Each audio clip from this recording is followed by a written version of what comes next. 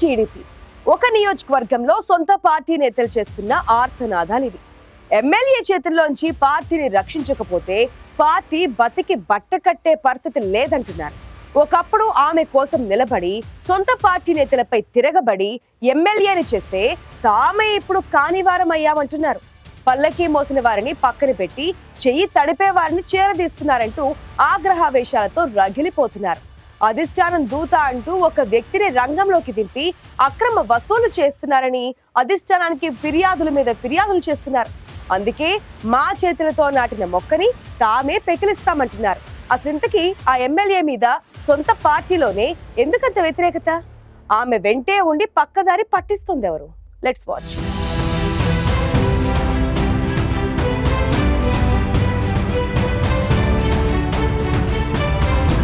సాధారణంగా రాజకీయ ప్రత్యర్థులే ఏ నాయకుడి పతనాన్నైనా కోరుకుంటారు. కానీ సింగనమల నియోజకవర్గంలో మాత్రం సొంత పార్టీ నేతలే తమ ఎమ్మెల్యే పతనాన్ని చూస్తామంటున్నారు. నిన్నటిదాకా పల్లకి మోయడం కాదు, పల్లకి ఎక్కించి ఊరేగించిన వారే ఇప్పుడు కిందికి తోస్తామంటున్నారు. అధికారం వచ్చి పట్టుమని ఏడాది కూడా గడవక ముందే ఎమ్మెల్యేపై ఎందుకంత వ్యతిరేకత?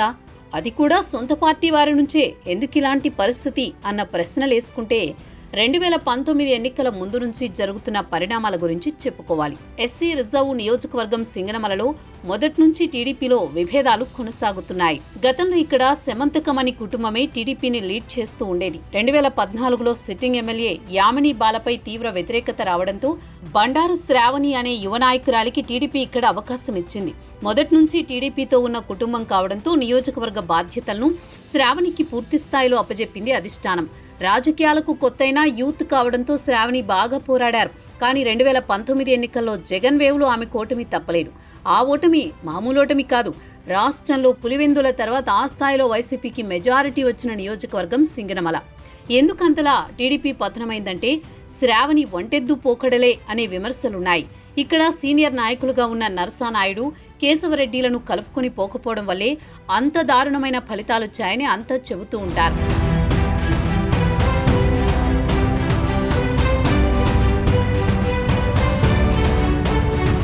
2019 ఓటమి తర్వాత శ్రావణిని పార్టీ నుంచి బయటకు పంపేందుకు ఎన్నో రకాల ప్రయత్నాలు జరిగాయి. చాలాసార్లు అధినేతకు ఫిర్యాదులు చేశారు. ఇది పెద్ద తలనొప్పిగా మారడంతో సింగనమలలో నరసానాయుడు, కేశవరెడ్డిలతో 2 మెన్ కమిటీ ఏర్పాటు చేసింది టీడీపీ అధిష్టానం.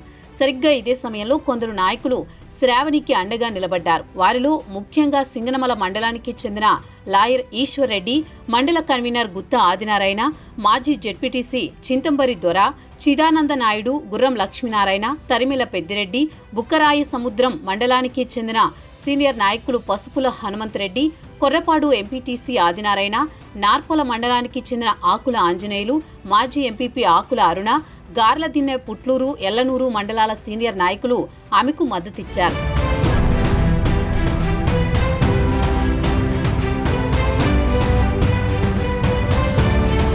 రెండు 2019 ఎన్నికల్లో ఓటమి తర్వాత శ్రావణి ఇక తట్టాబుట్టా సర్దేసుకోవాల్సిందే అనుకున్న సమయంలో కొందరు నేతలు ఆమెకు రక్షణ కవచంలా మారారు. ఓవైపు పార్టీలో కీలక నేతలంతా ఆమెను వ్యతిరేకిస్తున్నా కొందరు నాయకులు మాత్రం శ్రావణిని కాపాడుకుంటూ వచ్చారు. 2 మెన్ కమిటీ ఏర్పాటు చేసిన తర్వాత శ్రావణికి ఎలాంటి అధికారం లేదని పార్టీ పెద్దలు చెప్పినా ఏదో ఒక రూపంలో ఆమెను గ్రామాల్లోకి, ప్రజలు దగ్గరికి తీసుకువెళ్లారు. శ్రావణి ఎక్కడికి వెళ్లినా జనం తరలి వచ్చేలా చేశారు. ఇలా 1 కాదు 2 కాదు కొన్ని వందల సార్లు అంటే 5 ఏళ్ల పాటు ఆమెను జనం మధ్యనే ఉండేలా చేశారు. ఈ క్రమంలో సీనియర్ నాయకులకు కూడా వీరు ఎదురు తిరిగారు. పార్టీలో తమ భవిష్యత్తు ప్రశ్నార్థకమవుతుందని తెలిసినా పట్టు వీడకుండా శ్రావణికి మద్దతుగా నిలిచారు. అనేక పోరాటాల తర్వాత 2024లో మళ్లీ శ్రావణికి టికెట్ వచ్చేలా చేసుకున్నారు. ఇంకేముంది, తెలుగుదేశం పార్టీ వేవ్, శ్రావణిపై ఉన్న సానుభూతి, వైసీపీ తప్పిదాలు అన్నిటికీ మించి శ్రావణి చుట్టూ వలయంలా నిల్చున్న క్యాడర్.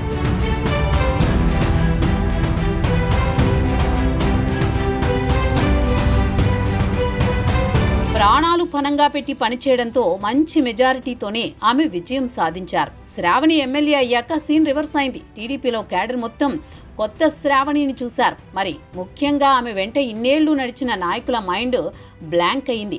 అప్పటిదాకా తన వెంట నడిచిన వారంతా ఒక్కొక్కరిగా సైడ్ అవుతూ వచ్చారు. ఎన్నికల ముందు ఆమె వెంట ఉన్న కీలక నాయకులంతా దూరమయ్యారు. దీనికి ప్రధాన కారణం డబ్బే అన్నది వారి ఆరోపణ. ఏ పని చేయాలన్నా, ఏ పోస్టు కావాలన్నా డబ్బు కొట్టు, వర్క్ పట్టు అన్న విధంగా ఉందని ఓపెన్గా ఆరోపిస్తున్నారు. అసలు శ్రావణి పార్టీ క్యాడర్ని పూర్తిగా దూరం పెడితే ఆమె తల్లి బండారు లీలావతి మొత్తం కథ నడిపిస్తున్నారనే ప్రచారం ఉంది. శ్రావణి డమ్మీ, ఎమ్మెల్యే మమ్మీ అంటూ సొంత నేతలై విమర్శలకు దిగుతున్నారు.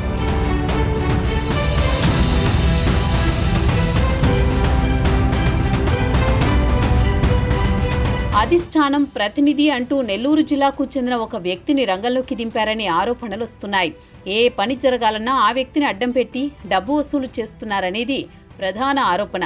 ఎవరెక్కువిస్తే వారికే పనులు, పదవులు ఇస్తున్నారని శ్రావణిపై పార్టీ నేతలు గుర్రుమంటున్నారు. చివరికి వైసీపీ వారైనా, మొన్నటిదాకా ఆమె పతనం కోరుకున్న వారైనా సరే డబ్బిస్తే చాలు పనులు జరుగుతున్నాయని అంటున్నారు.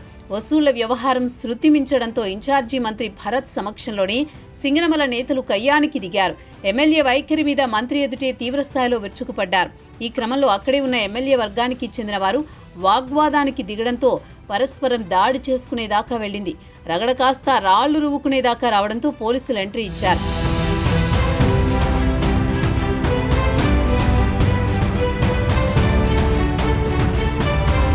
ఎమ్మెల్యే శ్రావణిని డమ్మీ చేసి తల్లి బండారు లీలావతి పెత్తనం చలాయిస్తున్నారని సింగనమల నేతలు కొందరు ఇన్ఛార్జి మంత్రి దృష్టికి తీసుకువెళ్లారు.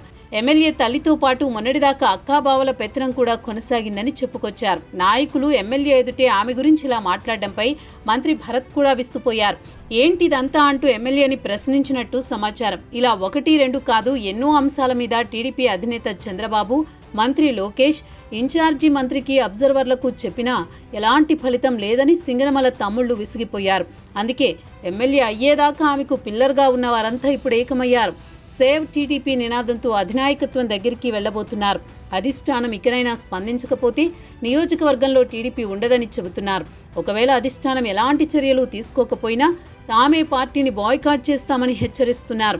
ప్రస్తుతం ఉన్న పరిస్థితులు చూస్తుంటే సింగనమల టీడీపీ పంచాయతీ ఎప్పటికీ తెగేది కాదని అంటున్నారు.